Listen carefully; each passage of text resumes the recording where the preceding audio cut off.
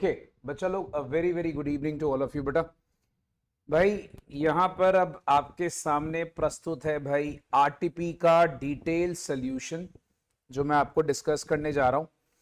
ये अपनी सितंबर 2025 की आरटीपी है भाई। अगर आप लोगों के पास, सबके पास होगी, आई सपोज सबने डाउनलोड वगैरह भी कर ली होगी। चलिए विदाउट डिले बेटा, पहले आप लोग है ना कुछ एमसीक्यूज पे आते हैं। जैसे बच्चे बोलते हैं सर एमसीक्यूज करने हैं भाई अपने को, ध्यान से देखिएगा। पहला एमसीक्यू, सूरत लिमिटेड ने रिसीव करा ग्रांट एक 40 करोड़ का। चलो भाई, हम लोगों ने पहले सबसे पहले एक 40 करोड़ का ग्रांट रिसीव करा और हम लोगों ने इससे क्या परचेज करी, एक मशीन परचेज करी 90 करोड़ की। ठीक है, रेसिडुअल वैल्यू मशीन का 2 करोड़ है और उसका जो यूजफुल लाइफ है ना मशीन का, अगर आप क्वेश्चन पढ़ रहे हो तो बोलता है आपको 20 ईयर्स का लिखा हुआ है। एज्यूम करना है भाई कि जो हमारे पास एज पर AS12 आपके पास नीचे कुछ क्वेश्चंस हैं और आपको बोला है भैया कि डेप्रीसिएशन है वो स्ट्रेट लाइन मेथड पे फॉलो होगी। सबसे पहली बात, ये ग्रांट का नेचर क्या है? ये नॉन मॉनेटरी ग्रांट है, grant related to specific asset है। अब आप बेटा यहां पर पढ़ सकते हो उन्होंने ग्रांट दिया क्यों है, बिकॉज उन्होंने मशीन खरीदनी है। तो ये बच्चा कौन सा ग्रांट है? ये grant related to specific asset है। तो ये पता लग जाता है बच्चा उन्होंने कौन सी वहां पर अपना ग्रांट दिया हुआ है। ग्रांट दिया हुआ बिकॉज उन्होंने मशीन खरीदने के लिए। अच्छा, अब अगर सूरत के लिमिटेड के पास पॉलिसी है भाई कि जो ग्रांट को उन लोग एसेट कॉस्ट रिडक्शन मेथड, अगर आप यहां पर चेक करोगे बेटा एसेट कॉस्ट रिडक्शन मेथड के साथ अपना लगाते हैं, तो आपको बताना है कितनी डेप्रीसिएशन हम लोगों को किताबों में शो करनी है। देखो बहुत सिंपल सी बात, अगर एसेट कॉस्ट रिडक्शन की बात की जाए ना तो 90 करोड़ का एसेट है, 40 करोड़ तो ग्रांट से मिल रहा है, तो बाकी एसेट की कॉस्ट रहेगी 50 करोड़।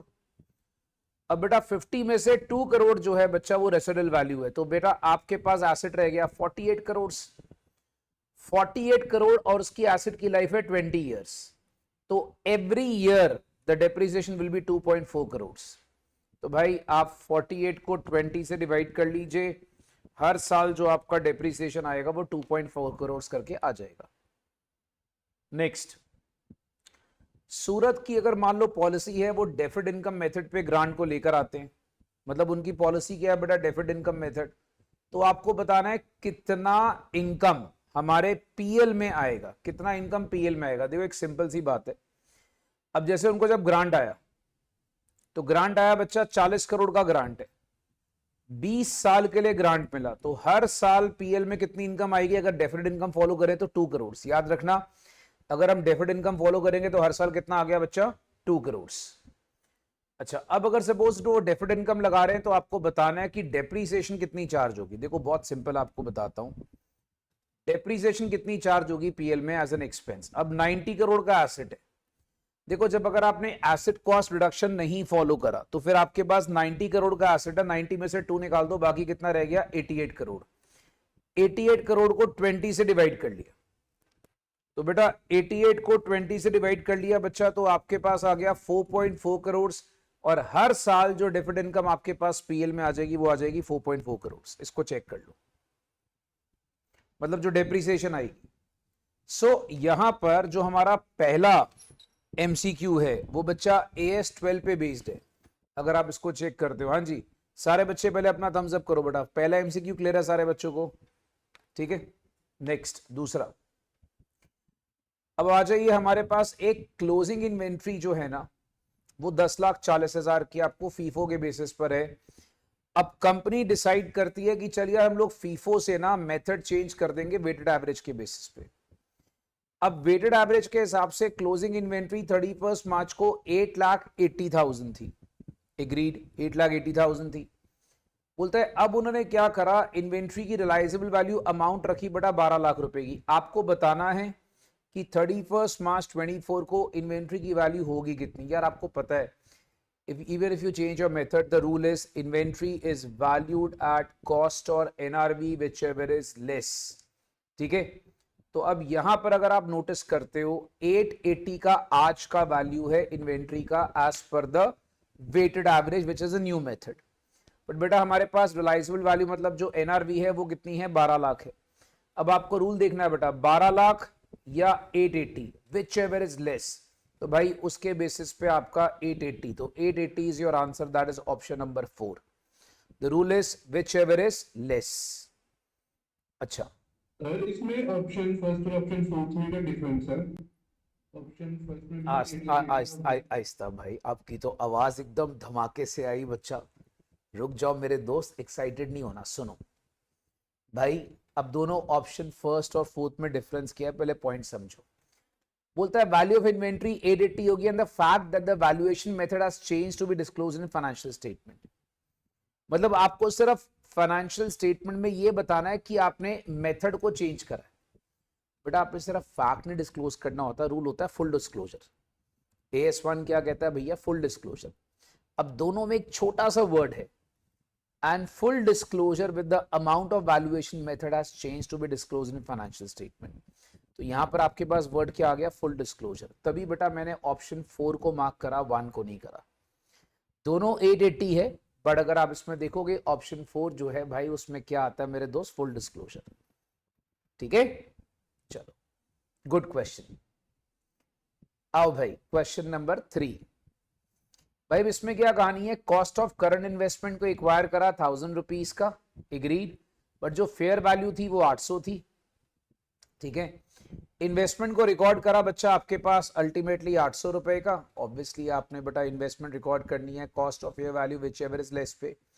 अब इन्वेस्टमेंट आपके पास हो गई 1200 रुपए की। अब बताना है कितने पे इसको रिकॉर्ड करेंगे और कितना गेन आप क्रेडिट करोगे पीएल में।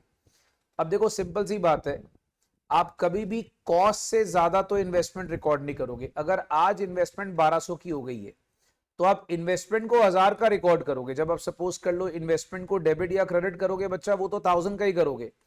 बाकी ये जो 200 का बेनिफिट हो रहा ना बेटा, इसको आप पीएल में दिखा देते हो। तो बहुत सिंपल सी बात होती है, इन्वेस्टमेंट अगर आप सपोज कल को बेच भी रहे हो तो अब नॉर्मल एंट्री क्या करते हो कि भाई bank account debit to investment, investment record होती है कॉस्ट प्राइस से या बुक वैल्यू से। बेटा बाकी हमारे पास 200 का गेन कहां चला जाता है, पीएल में। तो आपके पास करंट इन्वेस्टमेंट को रिकॉर्ड करना है 1000 का, और गेन जो है 200 रुपए का, उसको कहां पे रिकॉर्ड करेंगे, प्रॉफिट एंड लॉस में। अब बच्चे पहले मुझे बताओ बेटा, ये तीनों एमसीक्यूज क्लियर हैं, किसी को डाउट? ठीक है, ठीक है, ओके भाई साहब। अब ये आता है बच्चा अपने पास डिस्क्रिप्टिव क्वेश्चन। डिस्क्रिप्टिव क्वेश्चंस में आपके पास पहला क्वेश्चन आता है एप्लीकेबिलिटी का। इफ यू रिमेंबर, हमने एएस इंट्रो का ना एक स्टार्टिंग वाला पॉइंट करा था, जिसमें हमने सीखा था कि भाई हमारे पास एक लिमिट होती है कि भाई जैसे सपोज कर लो एक कंपनी हमारे पास एमएसएमई के अंदर तब आती है जिसके अगर सपोज कर लो बेटा डेप्ट और सिक्योरिटीज जो होते हैं वो लिस्टेड है कि नहीं है। हम ये सारी चीजें पहले पढ़ते थे। जैसे मान लीजिए बेटा आप एक बैंक है या फाइनेंशियल इंस्टीट्यूशन है, ठीक है, तो एमएसएमई की डेफिनेशन हमने पढ़ी थी। अब जैसे मतलब अगर आपका लिस्टिंग नहीं है तो आप एमएसएमई के अंदर आते हैं। ठीक है, आप एक पर्टिकुलरली बैंक नहीं है, फाइनेंशियल इंस्टीट्यूशन नहीं है, तो आप एमएसएमई के अंदर आते हैं। अगर सपोज आपका जो टर्नओवर है वो 250 करोड़ से ज्यादा नहीं है, या आपकी जो बोरिंग्स है वो 50 करोड़ से ज्यादा नहीं है। थोड़ा रिवाइज करा रहा हूं, ये हमारा चैप्टर था बेटा एएस इंट्रो का। मैंने इसमें ना टेबल दिया था क्लास में स्टार्टिंग में, तो वो टेबल को अपने को याद करना है, उसी के बेस पे ये क्वेश्चन है। एज पर रिवाइज स्कीम आपको बताना है बच्चा, अप्रैल 2024 ऑनवर्ड से आपको नॉन कंपनी एंटिटीज को कौन कौन से आपको क्लासिफिकेशन होगी, नॉन कंपनी एंटिटीज के अंदर कौन कौन सी क्लासिफिकेशन होगी, और नॉन कंपनी एंटिटीज जो होती है याद रखना उनमें हम लोग क्या क्या किस लेवल पे सारा का सारा एक्सप्लेनेशन करना होता है। तो भाई अब यहां पर ना हमारे पास बेसिकली वो कहने की कोशिश क्या करता है, मैं आपको बताता हूं। देखो अगर हम इस क्वेश्चन को आंसर करें ना, तो मैं आपको थोड़ा सा एक समरी चार्ट बता देता हूं कि नॉन कंपनी जो एंटिटीज होती थी ना, उसके अंदर हम लोग क्लासिफाई करते थे 3 तरह की एंटिटीज को। याद रखना हमारे पास 3 एंटिटी होती थी। एक हमारे पास बच्चा होती थी लार्ज, एक होती थी स्मॉल, बट बेसिकली उन्होंने बाद में कैटेगराइज करके ना पहला वाला सेक्शन खत्म करके इसको कर दिया था MSME, that is micro small and medium size entities, right. और एक हमारे पास हो गई लार्ज एंटिटी।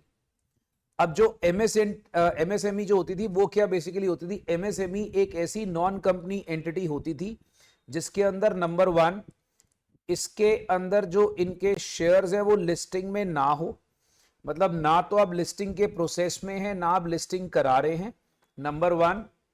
नंबर 2, आप कोई बैंक या फाइनेंशियल इंस्टीट्यूशन नहीं होने चाहिए, ठीक है। ये आपको डिटेल्स क्लासिफाई करनी पड़ेगी बेटा, क्लास नोट्स में से उठा सकते हो आप, ठीक है। जिनका टर्नओवर जो है, जिनका टर्नओवर याद रखना 250 करोड़ से नीचे होना चाहिए था, 250 करोड़ से एक्सीड ना करे। जिनकी बोरिंग्स, जिनकी जो बोरिंग्स हैं, मतलब जो उन्होंने लोन वगैरह बोरो करे हैं, that should be less than 50 crore, तो भाई वो 50 करोड़ से नीचे होनी चाहिए। तो बेटा ये जो कंडीशंस होती हैं ये आपको एमएसएमई बनाती हैं, ठीक है। अब लार्ज एंटिटी कौन सी होती थी, जो एमएसएमई की कैटेगरी में नहीं आती, वो लार्ज एंटिटी बन जाती थी। तो आपको इनकी डिटेल्स ही वो सारी की सारी इस आंसर में लिखनी है, राइट। मतलब इसको प्रॉपर वर्ड्स में लिखना है भाई, इस तरह से नहीं लिखना है। तो मैंने एक समरी आपको बता दी। अच्छा, नेक्स्ट, अब AS1 का एक छोटा सा क्वेश्चन है, इसको समझो। कहता है लायन लिमिटेड जो है वो इंगेज्ड है वहां पर कि भाई उन लोग ना अपना कोई मैन्युफैक्चर कर रहे हैं, कॉन्ट्रैक्ट्स वगैरह सारा कंस्ट्रक्शन कॉन्ट्रैक्ट्स में है। 31 मार्च 2025 में company historical cost of fixed assets जो है सारा का सारा फॉलो करती है। फीफो जो है आपके पास इन्वेंट्री वैल्यूएशन के लिए फॉलो करती है, और परसेंटेज ऑफ कंप्लीशन मेथड आप फॉलो करते हैं कंस्ट्रक्शन कॉन्ट्रैक्ट के लिए। अब उन्होंने क्या करा, मैनेजमेंट ने बेटा इन्वेंट्री वैल्यूएशन मेथड जो है फीफो से WAP मतलब वेटेड एवरेज में कर दिया। डेप्रीसिएशन बेटा अपने SLM से WDV में ले गए। कंपनी डिस्क्लोज करती है कि भाई जो इन्वेंट्री का जो मेथड है ना, सारे बच्चे याद रखना, ठीक है। कंपनी क्या डिस्क्लोज करती है कि जो इन्वेंट्री का मेथड है, सबसे पहली बात वो उन्होंने डिस्क्लोज नहीं करा, ठीक है। Company disclose the change in inventory, but उन्होंने क्या करा बेटा, डेप्रिसिएशन का मेथड जो चेंज कर रहे हैं उसको डिस्क्लोज नहीं करा। कहते हैं यार डेप्रिसिएशन का मेथड जो है वो चेंज करना हमारे लिए इतना इंपॉर्टेंट नहीं है। यार देखो, पहली बात, कंपनी के लिए कोई भी चीज वो इंपॉर्टेंट है जो कंपनी के अकाउंट्स को इफेक्ट करती है, जो सामने वाले यूजर की जजमेंट को इफेक्ट करती है, वो हर चीज कंपनी को डिस्क्लोज करनी होती है। AS1 क्या बोलता है कि भाई बेटर प्रेजेंटेशन ऑफ अकाउंट्स के लिए और anything which actually effects the users mind should be disclosed. अब आपने क्या करा, आपने इन्वेंट्री का मेथड जो आप चेंज कर रहे हो वो तो डिस्क्लोज कर दिया, बट डेप्रिसिएशन का मेथड चेंज नहीं करा। अब आपने एडिशनली क्या करा, कंपनी ने अकाउंटिंग पॉलिसी नहीं डिस्क्लोज करी गवर्नमेंट ग्रांट से related. That means company is not disclosing कि भैया गवर्नमेंट ग्रांट की पॉलिसी क्या है। तो आपको सबसे पहले बच्चा इसका प्रिंसिपल लिखना पड़ेगा। प्रिंसिपल इसमें क्या आएगा कि जितनी भी accounting policy, significant accounting policies होती हैं वो सारा का सारा दिखानी पड़ती है, राइट। नंबर 1, जब आप इसका प्रिंसिपल मेंशन करोगे भाई, याद रखना आपका जो आपके पास आएगा कि एज पर AS1 आपको सारी अकाउंटिंग पॉलिसीज प्रेजेंट करनी है। इसके आंसर को लिखने का तरीका याद होगा आप लोग को, प्रिंसिपल, एनालिसिस एंड कंक्लूजन। तो भाई प्रिंसिपल में अपने को क्या मेंशन करना है कि सारी अकाउंटिंग पॉलिसीज दिखानी है। कोई भी ऐसा पॉलिसी में चेंज जो हमारे अकाउंट्स में मटेरियल इंपैक्ट डालता है उसको मुझे दिखाना पड़ेगा। अब एनालिसिस क्या है कि जैसे उन्होंने भैया जो मेथड चेंज करा इन्वेंट्री का वो कंपनी ने दिखा दिया, राइट। अब उन्होंने मेथड चेंज करा वो दिखा दिया, बट जो डेप्रिसिएशन का मेथड वो चेंज कर रहे हैं company is not showing. This is wrong basically. Why? Because any change in the method of depreciation, याद रखेंगे, it will affect the company's PL account. It will have the material effect on the profits of the company. याद रखो, वो company के profits पे बहुत ज्यादा impact डालेगा। तो भाई ये जो मेथड का चेंज है ये दिखाना चाहिए। अच्छा, मोर ओवर, अगर सपोज कर लो आपने गवर्नमेंट ग्रांट आपको मिलता है, आप गवर्नमेंट ग्रांट नहीं दिखाते हो अपनी किताबों के अंदर, तो बेटा कोई सब्सिडी मिल रही है, अगर आप सपोज बुक्स में नहीं दिखाते हो even then it will have a significant effect on the company. तो भाई ये बातें दिमाग में रखिएगा, आपको लाइक वहां पर दिखाना है, ठीक है। तो अब उसके क्वेश्चंस क्या हैं? क्वेश्चन पहला है, बताओ बेटा वॉयलेशन जो है वो क्या क्या हुई है, आपने एक्सप्लेन कर दिया। क्या मटेरियलिटी का हम लोग पॉइंट यूज करके हम नॉन डिस्क्लोजर को सही ठहरा सकते हैं? नहीं, मैं आपको बताता हूं। मटेरियलिटी बेसिकली आप ये नहीं कह सकते यार इंफॉर्मेशन जो है मटेरियल नहीं है, तो आपको बताना है कि भैया इंफॉर्मेशन मटेरियल है। क्यों? डेप्रिसिएशन में मेथड चेंज होगा, मटेरियल है। कंपनी अगर सपोज गवर्नमेंट ग्रांट शो नहीं करती तो भी मटेरियल इंफॉर्मेशन है। तो company is not justified out here just by saying कि भैया मटेरियलिटी के चक्कर में हम लोग नहीं दिखाएंगे। फिर तीसरा पॉइंट क्या है कि फीफो से वेटेड एवरेज लेके जा रहे हो, क्या इसको हम चेंज इन अकाउंटिंग एस्टीमेट बोलेंगे?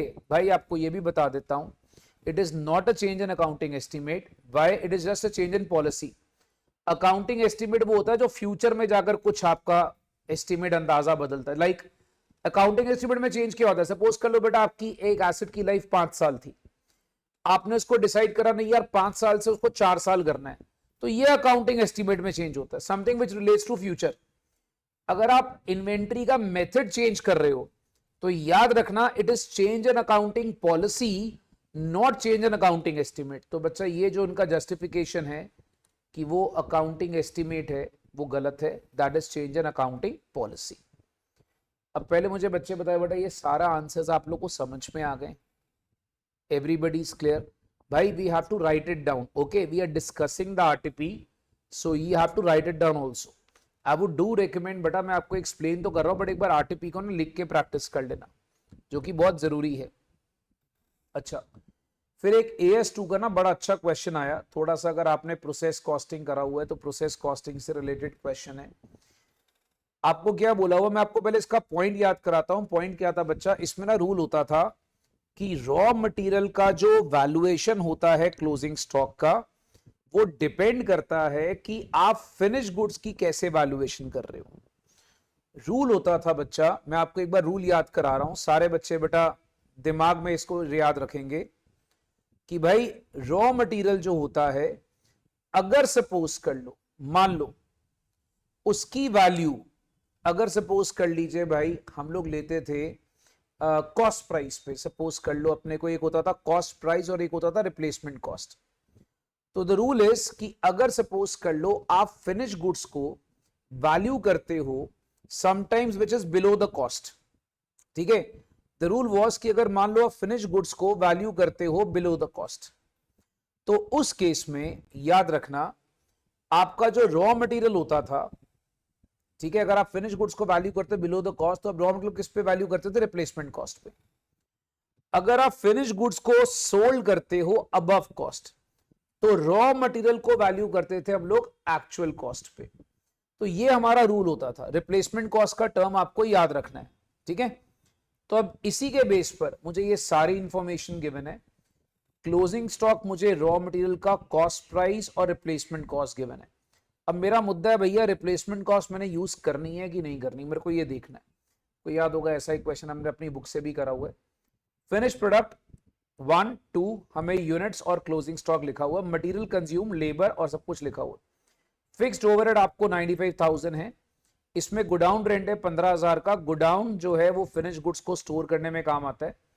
2 मेन प्रोडक्ट के अलावा 1000 यूनिट ऑफ बाय प्रोडक्ट भी इमर्ज हो रहे हैं प्रोडक्शन प्रोसेस में, जिसको हम लोग बेचते हैं 12 रुपए का। लो भैया बाय प्रोडक्ट आपका सारा का सारा इमर्ज हो रहा है, और बाय प्रोडक्ट के लिए बेटा आपको 2500 रुपए का खर्चा होता है। तो पहले आप एक काम करो, सबसे पहले ना भाई जब हम लोग इस क्वेश्चन पर आते हैं, आप पहला वर्किंग नोट बनाओ कि आपके पास बाय प्रोडक्ट की सेल से कितना पैसा आ रहा है। रीजन क्या है कि भैया जो बाय प्रोडक्ट की सेल होती है that will reduce my cost. तो आप नोटिस करते हो 1000 यूनिट जो है मेरे पास करने के बाद 12,000 रुपीज इकट्ठा होता है। इसमें से मेरी कुछ ना प्रोसेसिंग कॉस्ट है,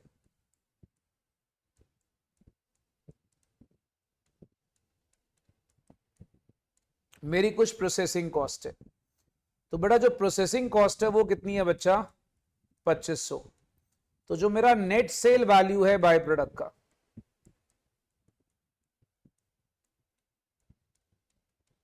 दैट इज 9,500। अब ये नेट सेल वैल्यू बच्चा मेरे काम आएगी because that will decrease my cost, याद रखेंगे। तो अब हम लोग क्या करेंगे भाई, एक सेकेंड फैक्टर पर आएंगे कि जो हमारा रॉ मटेरियल कंज्यूम्ड है, पहले हम टोटल कॉस्ट निकाल रहे हैं। रॉ मटेरियल कंज्यूम्ड इज 3,20,000 रुपया। बच्चा प्लीज अपने सामने क्वेश्चन रखना। डायरेक्ट लेबर भाई मेरे पास आ गया 1,60,000 रुपया, ठीक है। डायरेक्ट एक्सपेंस मेरे पास आ गया 78,000। अब अगर आप एक चीज नोटिस करोगे, बाकी एक खर्चा है फिक्स्ड ओवरहेड्स। देखो ये खर्चा तो है 95,000 का था, उसमें से 15,000 गोडाउन रेंट का है। तो अब जरा गोडाउन रेंट को निकालो तो मेरा फिक्स खर्चा किसके ऊपर आता है, फिक्स खर्चा आता है बेटा मेरा 80,000, ठीक है। अब ये मेरे पास टोटल कॉस्ट बनती है 6,38,000। इसमें से मेरी कितनी कॉस्ट रियलाइज्ड हो जाती है, तो बाय प्रोडक्ट का बच्चा सबसे पहले जो मेरे पास अमाउंट रियलाइज्ड हो जाता है दैट इज 9,500। 9,500 मुझे बाय प्रोडक्ट का रियलाइज्ड हो जाता है। डन। फिर मेरे पास बच्चा एक सेल वैल्यू आती है स्क्रैप की। अब नोटिस करना भाई, स्क्रैप की सेल वैल्यू अगर मैं इसमें चेक करूंगा भाई, तो जो स्क्रैप है मेरा, वो स्क्रैप बिकता है, if you just check it out भाई, 4,800 is realised from sale of scrap. तो भाई यहां पर अल्टीमेटली मेरे पास 4,800 आ गया realise from sale of scrap. अब मेरी ये जो टोटल कॉस्ट आ रही है, this is my total joint cost, मतलब ये दोनों प्रोडक्ट की जॉइंट कॉस्ट है। अब अगर आप इस जॉइंट कॉस्ट को चेक करोगे तो दिस विल बी एक्चुअली 6,23,700। ये आ गई जॉइंट कॉस्ट।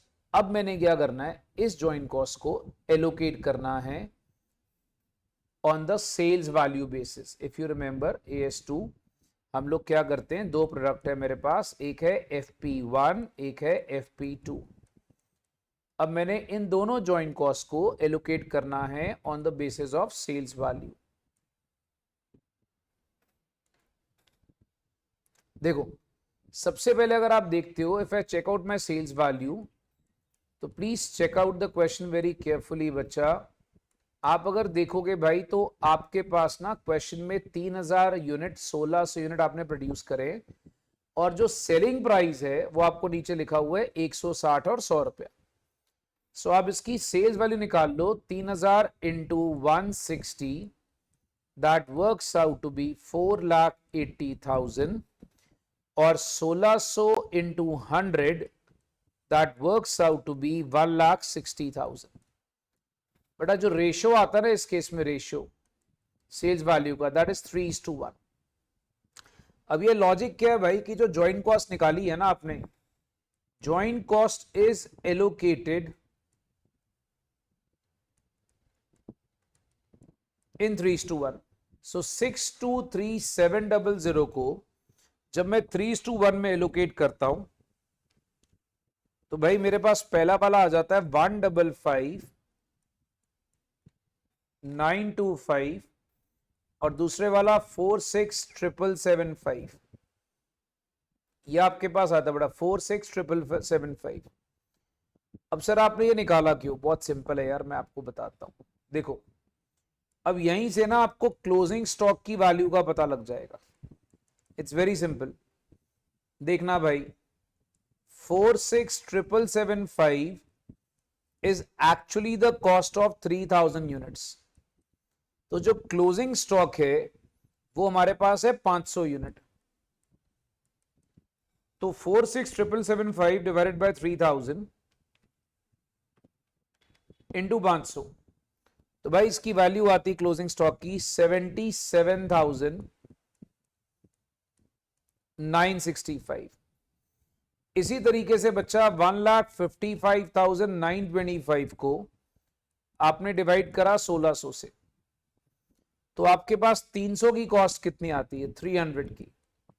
तो जब आप इसको चेक करोगे बेटा ये आता है 29,235 रुपीस। ये बच्चे चेक कर लो। अब भाई जब मैं इसको याद रखिएगा, जब वैल्यूएशन करने की कोशिश करता हूं, आपके पास एक तो क्लोजिंग स्टॉक की वैल्यूएशन आ गई, ठीक है। सो closing stock is basically valued at cost price. अगर मैं इसका कॉस्ट प्राइस पर यूनिट भी चेक करूं,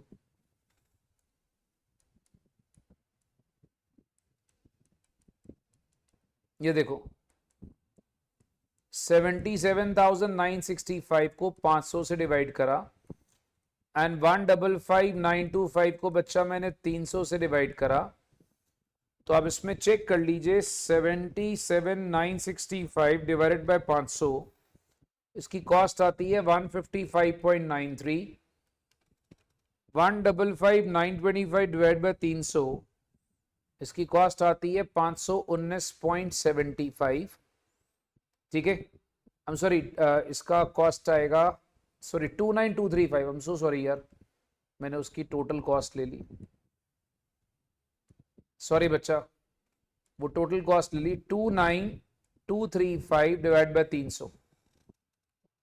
29,235 divide by 300, so sorry, it is 97.45। अब आप एक काम करो, इनके सेलिंग प्राइस चेक करो, 160 और 100 था। अब भाई ऑब्वियसली आपने स्टॉक को वैल्यू करा हुआ है कॉस्ट पर यूनिट पे, विच एवर इज लेस। अब यहां पर बच्चा जो फिनिश गुड्स के आपके पास वैल्यू हैं, अब उसमें आप नोटिस करोगे उसको आपने बेचा है अबव कॉस्ट पे। ठीक है, तो उस केस में एक छोटा सा नोट लिखना है, since finish goods are valued at cost, hence raw material will also be valued at cost of 35 rupees। ऐसे करके प्रॉपर आपको बच्चा नोट लिखना है। ठीक है, सो अब यहां पर जो आपके पास रॉ मटेरियल का वैल्यू आएगा, तो हम लिखेंगे value of raw material, 700 unit का रॉ मटेरियल है, उसको आपने मल्टीप्लाई करा 35 के साथ and that works out to be 24,500।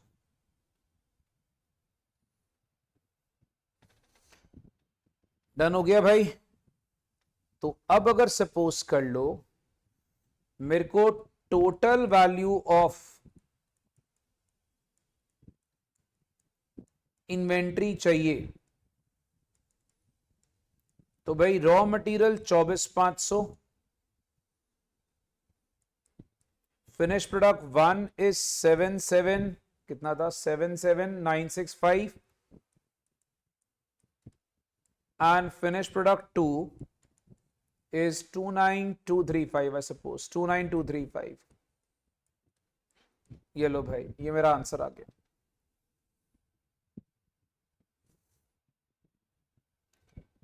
बेटा मैं उम्मीद करूंगा भाई ये सारे बच्चों को क्लियर होगा, इसमें किसी को कोई डाउट नहीं होगा। ठीक है, अच्छा अब ना इसमें कुछ क्वेश्चंस ऐसे हैं आरटीपी के जो बहुत ही इजी हैं भाई, जो बहुत इजी क्वेश्चंस है ना वो मैं आपके लिए छोड़ रहा हूं, वो आप करोगे। मैं अभी क्या करूंगा, अच्छे वाले पहले करा रहा हूं, उसके बाद अगर कोई बच्चा मुझे बोलेगा नहीं सर ये वाला करा दो तो मैं करा दूंगा। लाइक अभी ये कैश फ्लो स्टेटमेंट का क्वेश्चन है, बच्चों वाला क्वेश्चन है, इट्स अ +2 लेवल क्वेश्चन। कोई बच्चा डिमांड करेगा तो करा दूंगा भाई, किसी का डिमांड है कैश फ्लो के क्वेश्चन का तो मुझे बता देना, वरना एक बार ट्राई कर लो भाई, बहुत इजी क्वेश्चन। अगर आप डिमांड करोगे बच्चा तो मैं करा दूंगा, ठीक है। नहीं तो भाई मैं पहले अच्छे अच्छे क्वेश्चंस करा देता हूं, उसके बाद भी देख लो कि बच्चा बोलेगा तो मैं करा दूंगा। तो मैं अभी बेटा आपको ना मैं सीधा लेकर आ रहा हूं, पहले अच्छा वाला क्वेश्चन जो करना है ना एक, वो करना है 11 रेवेन्यू रिकॉग्निशन का। तो भाई इसमें ना हम लोग पहले थोड़े अच्छे वाले क्वेश्चन डिस्कस कर रहे हैं, ठीक है। अब ये देखना, अब जैसे आपको याद होगा हमने रेवेन्यू रिकॉग्निशन में एक स्पेशल केसेस करा था कि भाई ये स्पेशल केसेस में रेवेन्यू को कब रिकॉग्नाइज करना है कब नहीं करना, वो सारी बातें। जैसे लिखा हुआ है टोंग टैनर्स एक एंगेज्ड है लेदर शूज को मैन्युफैक्चर करने में, वो आपको ना 2024-25 में ये इंफॉर्मेशन प्रोवाइड करता। ध्यान से देखिएगा, लिखा गया है भाई शूज 3,20,000 के थे, वो सेंड करे हम लोगों ने मोहन शूज को, वो सेल ऑन कंसाइनमेंट बेसिस। अब एक मिनट, मैंने गुड सेल करे हैं कंसाइनमेंट बेसिस पे, राइट? अब एक बात याद रखना, मतलब मैं अपने गुड्स सेंड कर रहा हूं अपने एजेंट को कंसाइनमेंट बेसिस पे। अब आपको यह समझ में आना चाहिए कि मोहन शूज आपका एजेंट है।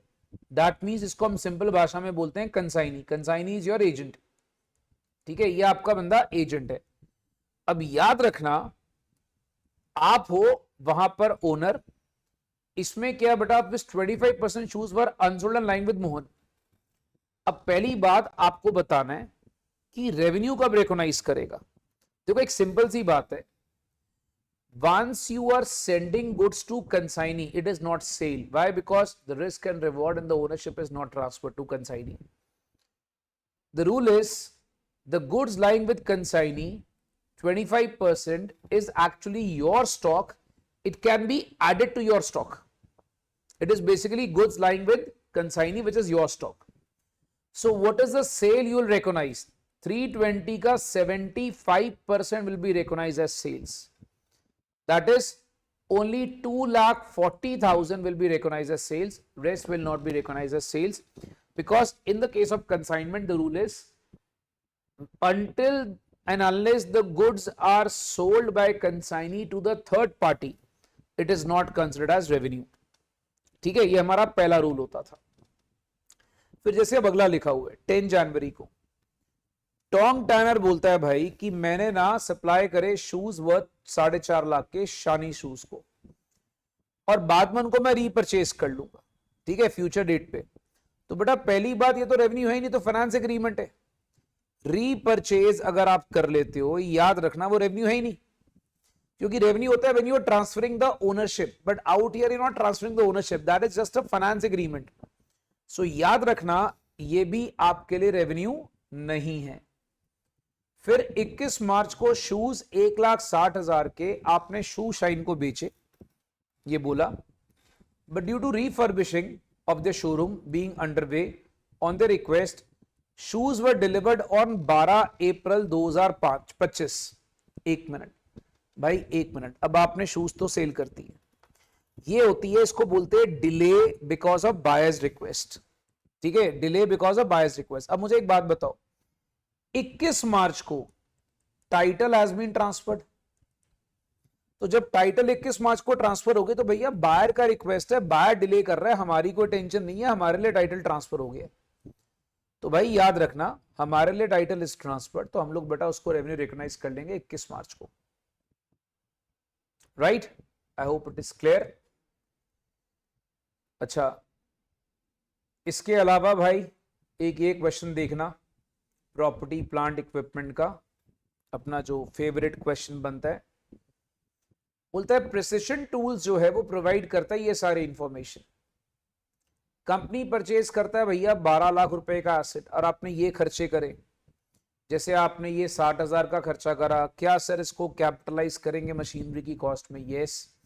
आपने इरेक्शन चार्जेस करे, हाँ जी करेंगे। भाई जो टेस्टिंग कॉस्ट करी, अब यह जो टेस्टिंग कॉस्ट करी ना, उसमें क्या सीन है आपको बताता हूं, ध्यान से मेरे पॉइंट को समझना। 25,000 रुपए आपका रॉ मटेरियल यूज का है, वेजेस का आ गया। आपने ना फिनिश गुड्स की सेल करी है फ्रॉम टेस्टिंग प्रोडक्शन, भाई सेल करने से तो कॉस्ट रिकवर हो रही है, तो याद रखना टेस्टिंग कॉस्ट हो जाएगी 25 + 10 - 8, तो ये 27,000 आपके पास नेट कॉस्ट रह जाएगी। अच्छा, ये तो आपकी कॉस्ट ऑफ मशीनरी आ गई, याद रखो। तो हमारी जो कॉस्ट ऑफ मशीनरी आती है बेटा, वो कितनी आती है? 12 लाख प्लस 60,000 प्लस 40 प्लस 27, तो ये आ गया बेटा 13,27,000। इतना तो ठीक है। अब उसने बोला क्या है कि भाई मैंने ना वहां पर इन फ्यूचर क्या करा, मैंने ना एक मोटर रिप्लेस करी, अच्छा, with a new one costing 120, improving the output capacity by 15%. The old motor had a cost of 50,000 with a depreciation of 35,000. एक minute, what is the carrying amount of old motor? 50 - 35, that works out to be 15,000 रुपया। अच्छा, फिर क्या हुआ भैया, old motor replace करके एक नई अपने पास लग गई, कंपनी ने मशीन शिफ्ट करी बेटा एक जगह से दूसरी जगह, उसकी डिसमेंटलिंग कॉस्ट आई है 12,000, transportation installation 18,000, loss due to damage in transit 6,000 आ गया। अब देखो ये जो हम लोग रीएलोकेट करते हैं ना बेटा, याद रखना इसको हम कैपिटलाइज नहीं करते। क्यों? बिकॉज यहां पर क्या है, कंपनी खाली ना एक लोकेशन से दूसरी लोकेशन पे ट्रांसफर कर रही है। जब आप बाय करते हो, बाय करने के टाइम पे कहीं से डिसमेंटल कराना पड़े, आप वो सब कॉस्ट ऐड करते हो, याद रखना। बट यहां पर अल्टीमेटली क्या है, आपको पहले बात को समझना है। एक 20 मशीनरी की कॉस्ट में ऐड हो जाएगा बिकॉज नई मोटर आ गई। जो पुरानी चली गई, पुरानी की कैरिंग अमाउंट है 15,000, वो खत्म हो जाएगा क्योंकि अब ये सेपरेट कंपोनेंट है मशीनरी का। तो एक 20 आएगा, 15 चला जाएगा, तो मशीनरी में नेट बैलेंस कितना बेटा आपके पास आ रहा है? 1,05,000 रुपया। कहने का मतलब भैया 1327 में एक 20 ऐड होके 15,000 रुपया माइनस हो जाएगा। ठीक है, तो अब हम लोग को जो टोटल कॉस्ट दिखानी है मशीनरी की, 1327 में मेरे पास पहले एक 20 ऐड होगा नई मशीनरी का और 15,000 रुपया मेरा लेस हो जाएगा। बेटा ये आ गया 1432। अब मुद्दा ये है सर, शिफ्टिंग कॉस्ट क्या मशीनरी की कॉस्ट में ऐड होती है? नहीं बेटा, ये सारा का सारा पीएल में आएगा, ये मशीनरी कॉस्ट में ऐड नहीं होगा। अब नीचे लिखा है भैया आपको बताना है अमाउंट टू बी कैपिटलाइज। बेटा amount to be capitalise is 14,32,000, that's it. बाकी कुछ अमाउंट कैपिटलाइज नहीं होगा। I hope everything is clear. ठीक है, किसी बच्चे को कोई डाउट होगा तो बेटा प्लीज पूछ लेना। अच्छा अभी ये ना, हाँ जनरल सा डाउट है, हाँ जैसे हम पूछो कोई केस पूछो। का प्रैक्टिकल सम सॉल्व करते हैं, हाँ जी, तो उसमें से ऊपर स्टार्टिंग में कोई थ्योरी लिखने की जरूरत है कि हाँ सीधा जी, सम कर सकते हैं हम? नहीं नहीं सर मेरी बात समझिएगा। आपको ना पहले थोड़ा सा ना AS10 का जो प्रिंसिपल होता है वो लिखना पड़ेगा। जब आप कैपिटलाइज करते हो ना, तो आपको याद रखना, आपको मैंने एक बताया था कॉस्ट ऑफ एसेट की डेफिनेशन। ठीक है ना, कॉस्ट ऑफ एसेट, तो as per AS10 the cost of PPE includes these items. तो बेटा वो स्टार्टिंग में थोड़ा सा लिखना पड़ेगा, ऐसे बिल्कुल मत करना। मैंने हमेशा बोला है, चाहे वो एक प्रॉपर क्वेश्चन हो प्रैक्टिकल का या थ्योरी का, हमारा स्टार्ट होता है प्रिंसिपल। प्रिंसिपल में थोड़ा पहले थ्योरी लिख लिया बच्चा, ठीक है। एनालिसिस में आप सम सॉल्व कर सकते हो और कंक्लूजन में आप आंसर लिख सकते हो अगर प्रैक्टिकल का क्वेश्चन है भी है तो ये बातें याद रखना। प्रिंसिपल मतलब आपको पहले ऊपर थोड़ा थ्योरी मेंशन करना पड़ेगा। क्लियर है? अच्छा, अब इसमें करना गया, जेनिथ इंडस्ट्रीज लिमिटेड एक मैन्युफैक्चरिंग कंपनी है, वो एक्सपैंड करती है अपने ऑपरेशंस को और उनको थोड़ा सा गवर्नमेंट असिस्टेंस चाहिए भाई। ठीक है, अब उनको बच्चा जो गवर्नमेंट असिस्टेंस चाहिए ना, उसमें क्या लिखा है, कंपनी को 65 लाख रुपीस लोकल अथॉरिटी से मिला मेडिकल फैसिलिटीज अपने एम्प्लॉइज के लिए डेवलप करने के लिए। देखो अब ये जो सिंपल सा फंडा आपको बताता हूँ, ये क्या है, ये एम्प्लॉइज को बेनिफिट देने के लिए ग्रांट मिला है। तो ये आपके लिए एक सिंपल सा रेवेन्यू ग्रांट है, इससे तुम्हारा कोई एसेट तो क्रिएट हो नहीं रहा। तो ये सिंपल सा कौन सा ग्रांट है बेटा? ये रेवेन्यू ग्रांट है। ठीक है, तो आपको क्या करना है, आपको ये ग्रांट को सिंपल एक अलग से अपना इनकम के तौर पे दिखाना है। ठीक है, अच्छा फिर लिखा है साथ में उनको 82 लाख सब्सिडी मिला सेंट्रल गवर्नमेंट से एक नया प्रोडक्शन यूनिट को स्टार्ट करने के लिए। ये सब्सिडी उन लोग क्लासिफाई कर रहे हैं as a nature of promoters contribution. यार एक बात सोचो यार, इसमें उन लोग को प्रमोटर कंट्रीब्यूशन दिया, बोलता है लॉन्ग टर्म डेवलपमेंट के लिए दिया है, तो हम एक काम करते हैं, हम उसको ना वहां पर प्रमोटर कंट्रीब्यूशन की बात करते हैं। यार एक पहले बात को समझो भाई साहब, यहां पर ना प्रमोटर कंट्रीब्यूशन तो नहीं, आप ये कर सकते हो कि अगर आपने नई लोकेशन नई प्रोडक्शन अपनी लगानी भी है ना, तो आप इसको ना ग्रांट को एक तरह से कैपिटल रिजर्व दिखा सकते हो, राइट। तो भाई ये जो आपने नया लोकेशन नया प्रोडक्शन एरिया स्टार्ट करा, तो ये जो प्रमोटर कंट्रीब्यूशन देना है, नहीं, promoter contribution is not the right वे।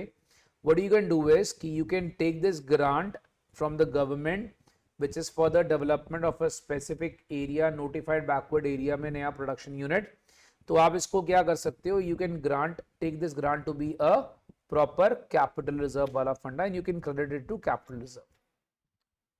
अच्छा फिर आपके पास बेटा एक आपका फेवरेट क्वेश्चन आएगा AS13 का 14th वाला। अब हमने ऐसे क्वेश्चंस बहुत सारे करे हुए हैं, चलिए एक और कर लेते हैं फॉर अ प्रैक्टिस सेक। ठीक है, निकाल लो भाई कॉपी अपनी अपनी, एक क्वेश्चन और कर लेते हैं भाई।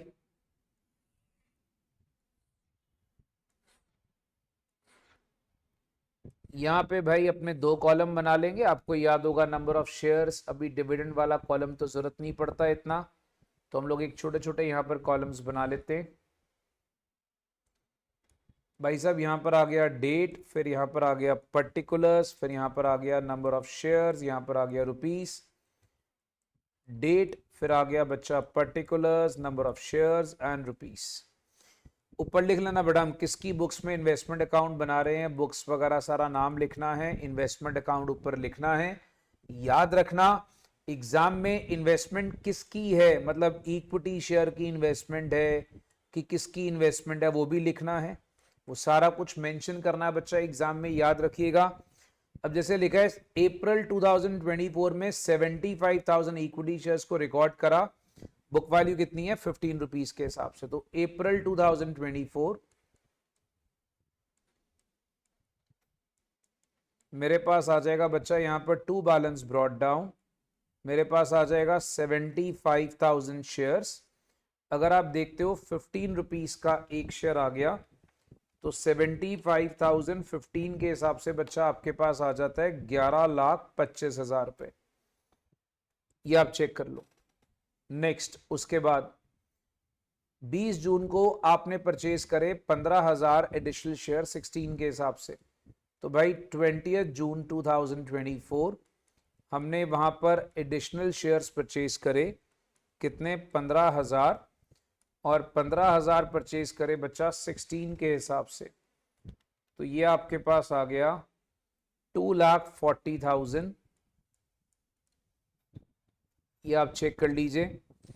फिर मेरे भाई आपने बोनस डिक्लेयर करा 1 share for every 6 shares held, तो इट्स वेरी ऑब्वियस है 1 अगस्त को आप यहां पर बोनस इशू मेंशन करेंगे। 90,000 शेयर्स है आपके पास, क्योंकि 75 पहले थे, अब आपके पास 15 और है, 90 का बच्चा बोनस आ जाएगा 15,000 शेयर, इसके अंदर कॉस्ट में कुछ नहीं आएगा।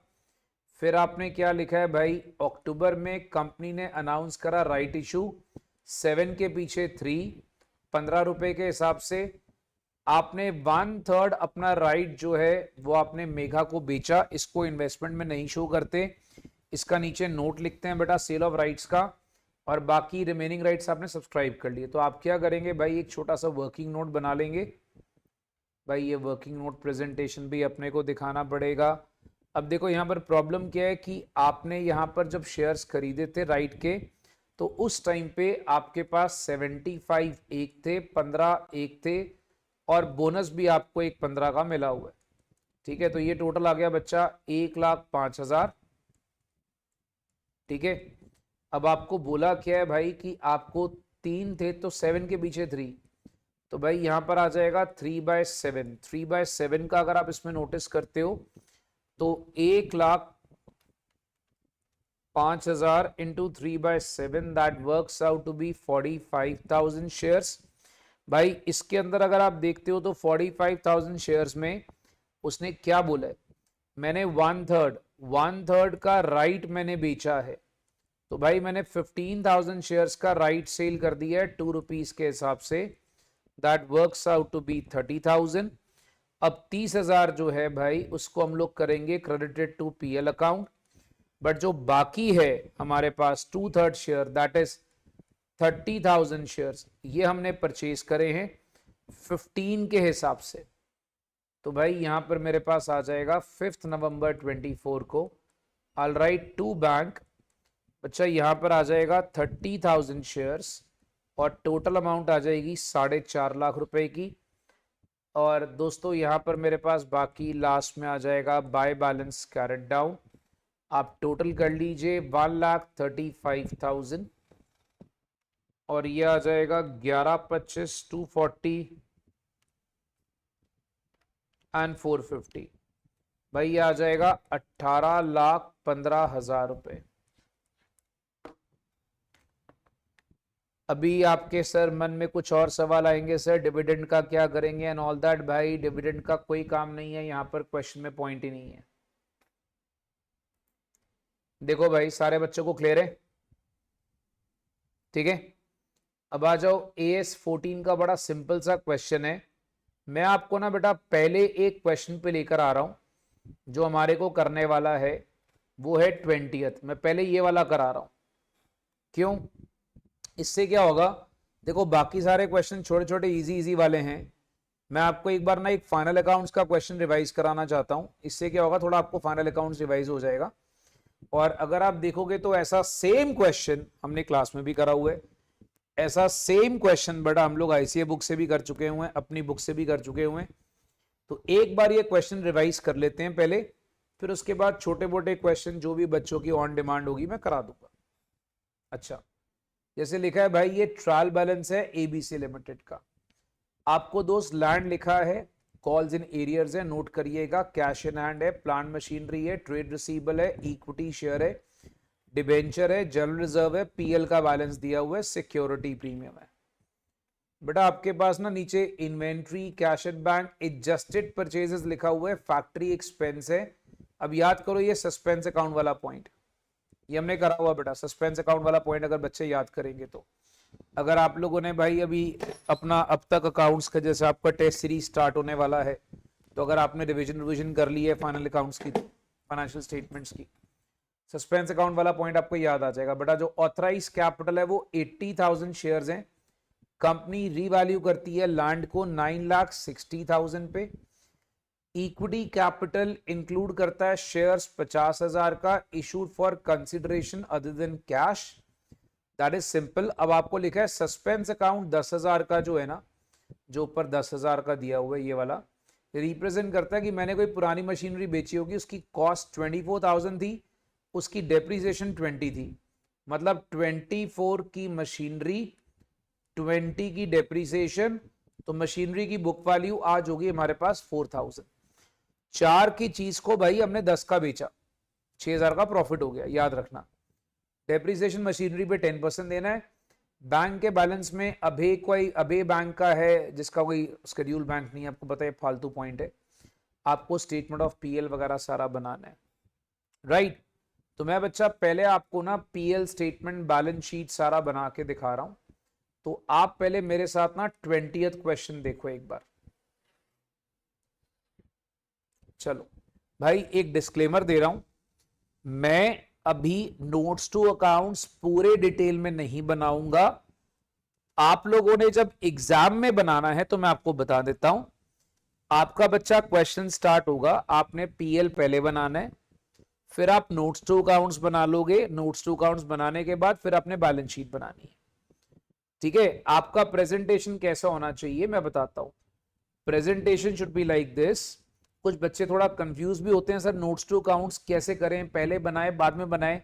या आप ये भी कर सकते हो कि पहले सारे नोट्स टू अकाउंट्स बना लो, सारे शेड्यूल वाइज बना लिए, फिर बैलेंस शीट PL बना लिया। तो अगर तुम्हें ऐसे अच्छा लगता तो मैं ऐसे भी कर सकते हो, नोट्स टू अकाउंट स्टार्टिंग में बना दिए सारे, राइट। मैं अभी आपको सिर्फ आंसर बता रहा हूं, तो बेटा मैं नोट्स टू अकाउंट अभी डिटेल में नहीं बता रहा। ये पहले से डिस्क्लेमर दे दिया भाई। पहले हम लोग लिखते हैं RFO। अब RFO भाई ये स्टेटमेंट ऑफ PL है। अब भाई साहब जो RFO है वो मेरे को सेल के फॉर्म में लिखा हुआ है 1200। अब 1200 का बच्चा मेरा आ गया RFO। अच्छा, RFO के साथ ना मेरी अदर इनकम है।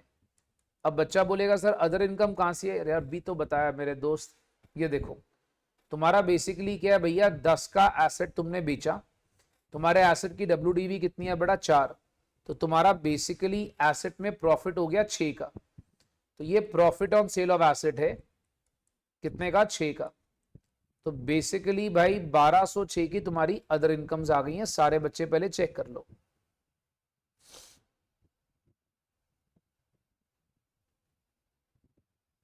डन हो गया भाई, आगे सुनो। फिर इसमें बात करता हूं बेटा एक्सपेंस की। आपको याद होगा हम लोग एक फॉर्मेट बनाते थे CPC EFDO, याद करो CPC EFDO। अच्छा, C होता था कॉस्ट ऑफ मटेरियल कंज्यूम्ड, मेरे भाई पी होता था purchase of stock in trade, change in inventory, employee benefit expenses, finance cost, depreciation, other expenses को लर्न करने का तरीका था। अभी मटेरियल कंज्यूम कुछ नहीं है क्वेश्चन में। अब एक काम करो सर, परचेज दिया हुआ है, हाँ जी बेटा परचेज आपके पास लिखा हुआ है एडजस्टेड परचेजेस, तो बेटा एडजस्टेड परचेज आ जाएगा, तो फिर आपका चेंज इन इन्वेंट्री भी नहीं आएगा, बिकॉज आपका सारा कुछ उसमें एडजस्ट हो गया। डन हो गया। फिर हम बात करते हैं बच्चा, आपके पास आता है एम्प्लॉय बेनिफिट एक्सपेंस, क्वेश्चन में है ही नहीं,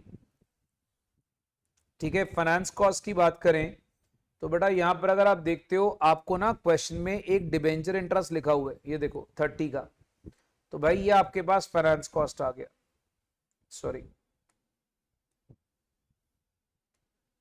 ये नीचे आएगा थोड़ा सा 30 का।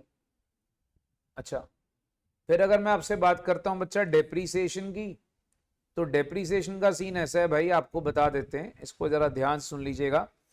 डेप्रीसिएशन के अंदर आपको एक सिंपल सा फंडा बोला है कि यार जो हमारा एसेट है ना उसके ऊपर 10% डेप्रीसिएशन लगानी है। आप क्वेश्चन चेक कर लो यार, आपके पास एसेट है कौन सा, आपके पास कुल मिला के प्लांट मशीनरी एट कॉस्ट लिखी है 824 की, इसमें से 24 वाली तो आपने बेच दी, अभी तो बेची बेटा 24 वाली जो बुक वैल्यू है उसको तो बेच दिया, तो तुम्हारे पास एसेट बचा कितने का, 800 का बचा, तो प्लांट मशीनरी पे बेटा 800 के ऊपर तुम्हारा 10% का डेप्रीसिएशन लगना है 80 का। डन हो गया।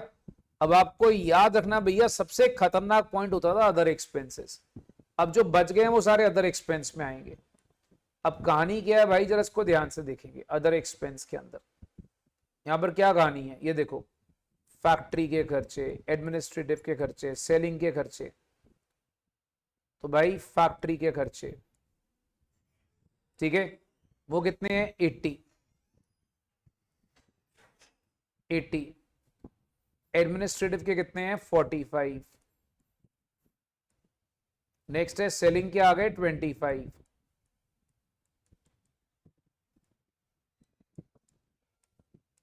सो 80 45 25, टोटल कितना आ गया बच्चा 150।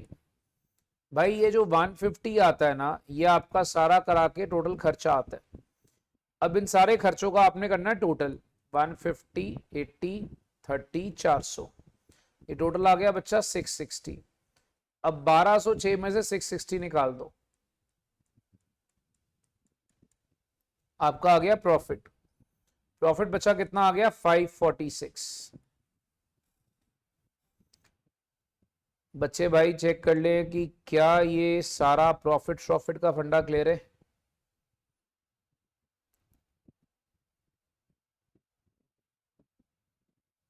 चलो अब आ जाओ balance sheet, disclaimer, notes to accounts बनाने, मैं सीधा बैलेंस शीट बना रहा हूं, ठीक है। तुम्हारा पहला फंडा था भाई शेयर कैपिटल। अब जो शेयर कैपिटल है ना बच्चा, इसमें एक चीज दिमाग में रखो, मेरे पास शेयर कैपिटल में शेयर्स है कितने के, ये देखो भाई, शेयर कैपिटल में बच्चा शेयर है मेरे पास 500, 500 का मतलब हो गया बेटा अपने पास 5 लाख के शेयर हो गए, तो 500 के शेयर है भाई साहब, तो 5 का कॉल्स इन एरियर्स है, तो आपको पता आपकी शेयर कैपिटल आ गई 495, ये चेक करो। Then you have reserve and surplus, reserve and surplus में बेटा सिक्योरिटी प्रीमियम आप इसमें चेक करो, ये देखो 40 का सिक्योरिटी प्रीमियम है, ठीक है। मेरे पास 150 का जनरल रिजर्व है, पीएल का पुराना बैलेंस है 75 का, तो अब इसमें आप नोटिस करें, मेरे पास 40 का ये जनरल रिजर्व आ गया बेटा 150 का, मेरे पास पीएल का पुराना बैलेंस 75 का, नया वाला 546 का, 546 कौन सा, जो भी स्टेटमेंट ऑफ पीएल से आया उसको जोड़ा 621, एक रिजर्व और है रीवैल्यूएशन का प्रॉफिट, बताओ कौन सा। भाई बिल्डिंग देखो 8 सॉरी लैंड देखो 800 से 960 हो गया, नीचे पढ़ो, लैंड को वैल्यू करा बेटा 960 का, पढ़ लो, तो भाई साहब जो आपके पास वैल्यूएशन होगी लैंड की होगी 160। अब आप सारा का सारा एड ऑन कर लीजिए, आपके पास 971 का रिजर्व एंड सरप्लस आ जाता है, 971 का। फिर आता है लॉन्ग टर्म बोरिंग्स। अब लॉन्ग टर्म बोरिंग में बच्चा आपके पास आता है 10% डिबेंचर। डिबेंचर में आपके पास आ गया 300, ये तो गिवन ही है, इसमें तो टेंशन नहीं है। ये देखो, अब भाई मेरे पास ना डिबेंचर का फंडा क्या है, आपको सीधा सीधा लिखा हुआ है 10% डिबेंचर 300, राइट। अच्छा जी, फिर अगर आप आगे देखते हो बच्चा, फिर मेरे पास एक ट्रेड पेबल लिखा हुआ है। ट्रेड पेबल क्या है भाई, आपको बता देता हूं, अगर आप इसमें नोटिस करोगे मेरे पास 30 का ट्रेड पेबल दिया हुआ है, वो आ गई करंट लायबिलिटी। ये लो भाई, एक बार लायबिलिटी का टोटल कर ले, 495, 971, 300 और 30। चलो एक प्यारा बच्चा बोलो बेटा टोटल कितना आया, आप बताओ, बोलो भाई कोई।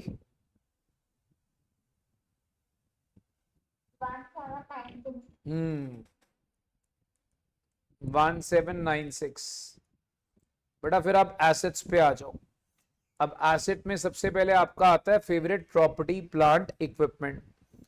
अब प्रॉपर्टी प्लांट इक्विपमेंट का क्या चक्कर है बेटा, देखो पहले इसमें लैंड आता है, लैंड अब हो गया 960 का इंक्लूडिंग द रिवैल्यूएशन पार्ट, ठीक है। अब बच्चा ध्यान से मेरी बात को समझो, हमारे पास अब ये जो डेप्रीसिएशन लगा के मशीनरी कितने की बची, देखो प्लांट मशीनरी, पॉइंट समझो, 824 की थी, 24 की बिक गई, अब रहेगी 800 की, ठीक है। इसमें मेरे को डेप्रीसिएशन लगाना है, जरा डेप्रीसिएशन पे गौर करना। डेप्रीसिएशन भाई मेरे पास जो स्टार्टिंग में कोई प्रोविजन दिया हुआ है, हाँ जी बेटा 150 का दिया हुआ है, 150 का प्रोविजन है डेप्रीसिएशन का। इसमें से जो एसेट बेचा उसकी 20, इसकी वैल्यू कितनी बेटा 20 का, अगर आप इसमें नोटिस करते हो भाई मेरा एसेट बेचा उसकी डेप्रीसिएशन है, और 80 मेरा करंट ईयर का है, तो आपका सब कर करा के प्रोविजन आया कितना, प्रोविजन आया 210। तो बेटा ये कर करा के हमारा जो एसेट की डेप्रीसिएशन आई 590, मतलब एसेट की value 960 plus 590, that works out to be 1550। That's your property plant equipment. बस बाकी सिंपल है यार, देखो बाकी तो स्ट्रेट फॉरवर्ड पॉइंट है करंट एसेट्स का। इन्वेंट्रीज आपको पता है 96 है, ठीक है। स्टॉक की value as you all know बेटा आपके पास 96 है, राइट। अच्छा फिर सर ये सब लिखा है ना आपके पास, balance at bank includes 5000 from Abhay, बेटा इनका कुछ नहीं करना होता, ये सिर्फ परेशान करने के लिए आपको दिया जाता है, खाली आपको नीचे एक प्रेजेंटेशन देनी है इसकी, बैलेंस शीट में इसका कोई खास इफेक्ट नहीं आएगा। ट्रेड रिसीवेबल आपको 120 का पता है, आप ट्रेड रिसीवेबल 120 लिख लें, ठीक है। अब बारी आती है बेटा कैश की, देखो कैश का सिंपल सा फंडा, आपको खाली प्रेजेंटेशन करनी है। आपको एक चीज पता है कि कैश एट बैंक भैया 28 है, ठीक है, मेरे को कैश एट बैंक 28 लिखा हुआ है, और मेरे पास कैश इन हैंड 2 है, कर करा के बेटा 28 और 2 करके मेरे पास आना 30 है। अब खाली मेरे को इसकी प्रेजेंटेशन देनी है। प्रेजेंटेशन कैसे देनी है कि भाई जो कैश एट बैंक है, ठीक है, उसमें जो स्केड्यूल बैंक्स के पास पड़ा है वो कितना है, ठीक है, अदर्स के पास पड़ा है वो कितना है। जैसे अगर आप नोटिस करते हो टोटल 28 था, 28 में से आपको बोला 5 अभे के पास है, तो 23 स्केड्यूल बैंक में है, तो ऐसे करके 28 बना। फिर आपको नीचे लिखना है cash in hand, cash in hand कितना है 2, तो जाकर ये 30 का टोटल बनता है, और आप बैलेंस शीट आप मिलाओ, आपका बैलेंस शीट मैच कर जाएगा।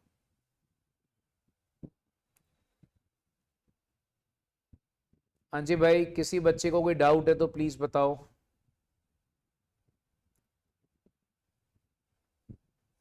अच्छा अब इसमें ना एक लीज का क्वेश्चन है जो मैं आपसे डिस्कस करना चाहूंगा, AS19 लीजेस का। इजी है क्वेश्चन, बट इसमें ना एक छोटा सा पॉइंट है कि आपको, एक minute before I proceed further भाई, ये 20th तो सबको क्लियर होगा मेरे ख्याल से, किसी को डाउट नहीं होगा। सर आप लीज का क्वेश्चन क्यों डिस्कस करना चाहते हो, आपको बताता हूँ। बड़ा इसमें ना उसने बड़ी चालाकी कर दी एक क्वेश्चन डाल के, अगर आप देखोगे ना तो मेरे को, अगर लीज है तो लीज में ना हर बार प्रेजेंट वैल्यू का रेट परसेंटेज गिवन होता है ना। यहां पर उसने क्या करा, क्वेश्चन में ना प्रेजेंट वैल्यू का रेट परसेंटेज दिया नहीं, तो वो हमें निकालना पड़ेगा, उसके बगैर आपका क्वेश्चन सॉल्व नहीं होगा। अब वो बच्चों को फॉर्मूला तो भूला वाला होता है भैया, अपने को हमने वैसे तो टाइम वैल्यू मनी में करा हुआ है बचपन में, बट आप ऑब्वियसली आपको क्या याद होगा वो तो आपको भी पता ही है, ठीक है। सो बच्चों को भैया फॉर्मूला तो भूल भाल गया होता है, हमने करना क्या है ध्यान से देखो। लिखा है मानसी लिमिटेड ने प्लांट बेचा 852800 का, ये पहले हमने प्लांट बेचा इतने का, पहले पॉइंट को समझना है भैया।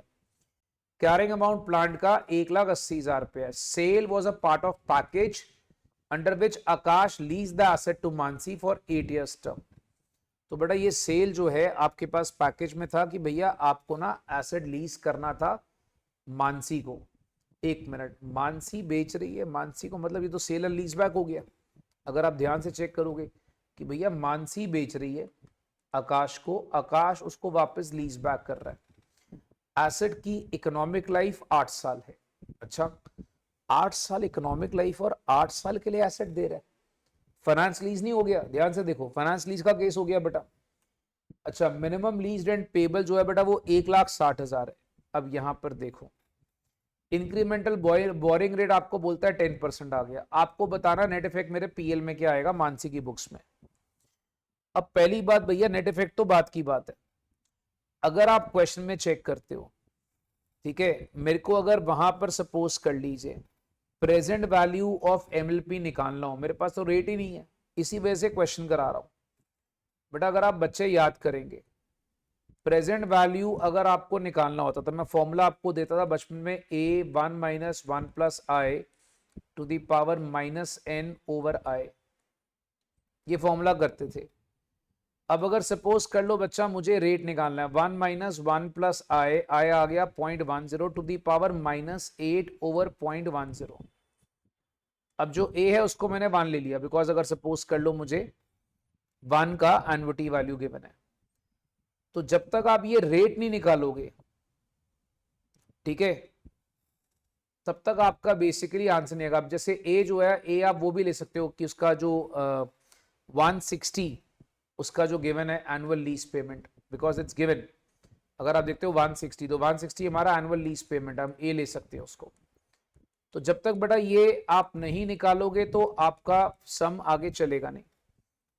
तो भाई यही सिखाने के लिए बच्चा मैं क्वेश्चन करा रहा हूं, बिकॉज इससे आपको याद आ जाएगा कि हम लोग कैसे कैलकुलेशन करते थे। अब ये देखो, आपको याद होगा फाउंडेशन में टेक्निक फॉलो करते थे, 1.10 डिवाइड का बटन दबाया, माइनस पावर है बेटा, डिवाइड का बटन दबाया, इक्वल टू 8 बार, 1 2 3 4 5 6 7 8, ये आ गया, -1 करा, ठीक है, जो आंसर आया उसको डिवाइड करा 0.10 से, बेटा ये आता है अप्रोक्सीमेटली 5.334।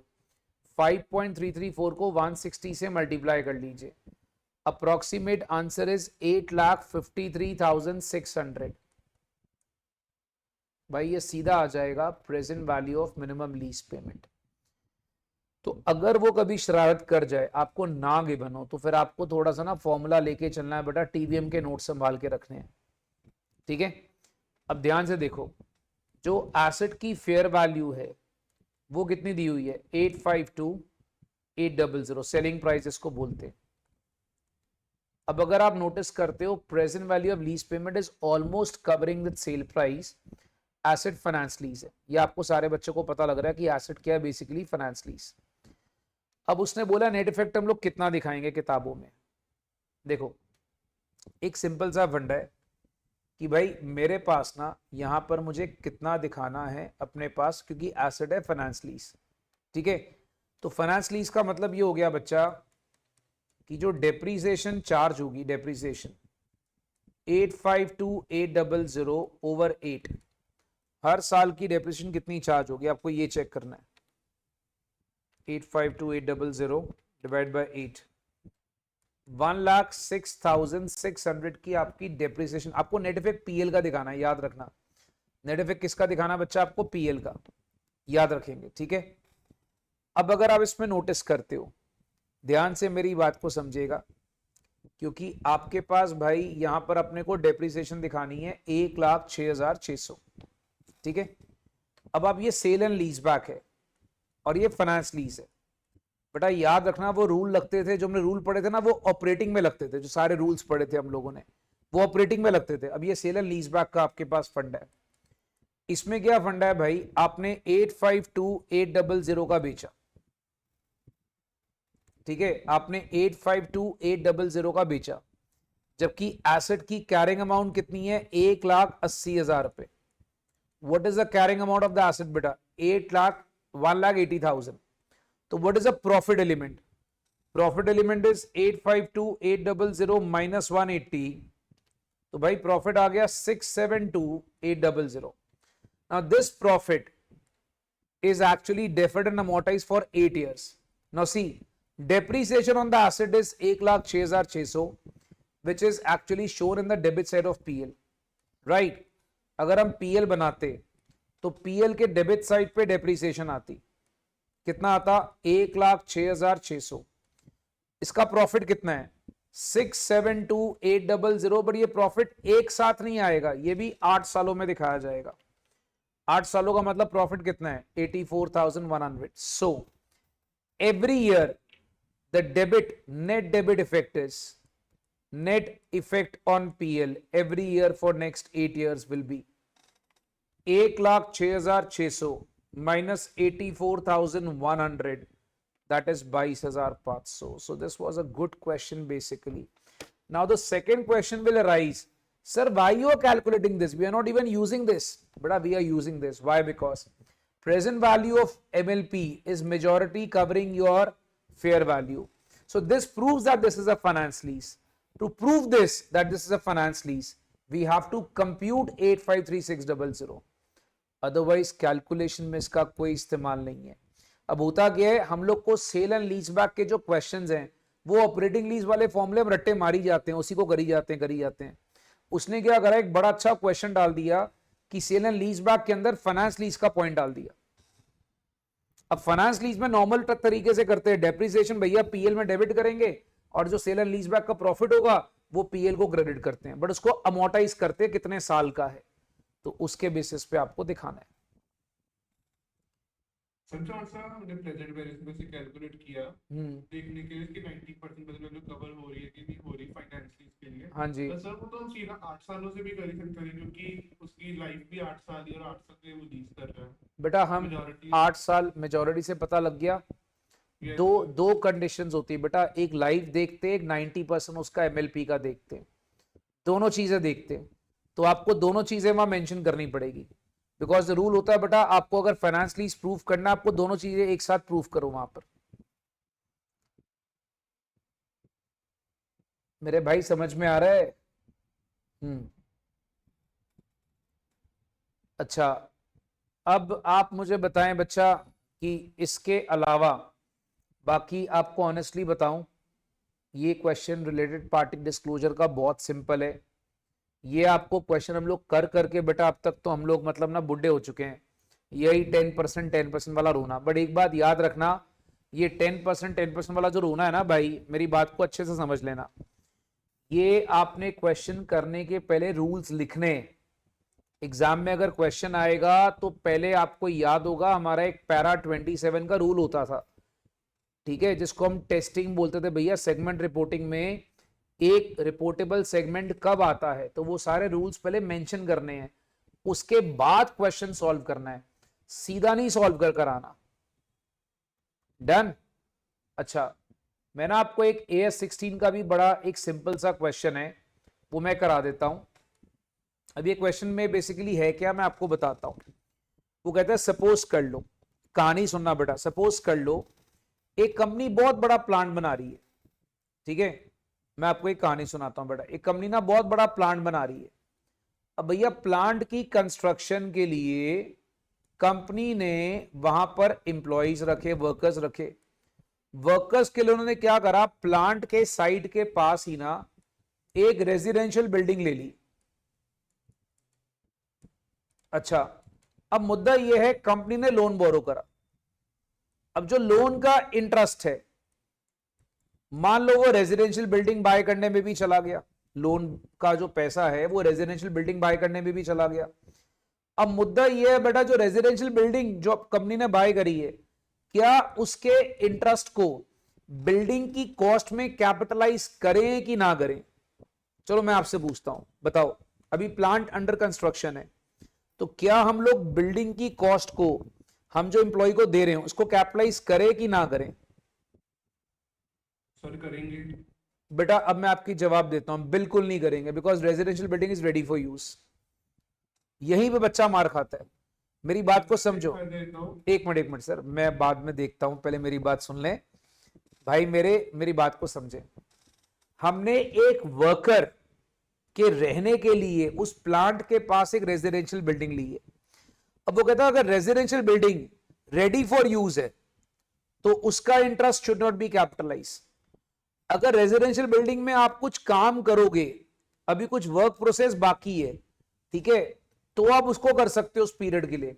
बट आप मुझे बताओ, वर्कर को पहले लाओगे, वर्कर को ठहराओगे, तभी तो प्लांट पे वर्कर आके काम करेंगे। मान लो प्लांट बहुत दूर है, तो आपने क्या करा, एक छोटा सा रेजिडेंशियल बिल्डिंग प्लांट के पास लेकर रख लिया और उसमें वर्कर्स को शिफ्ट कर दिया।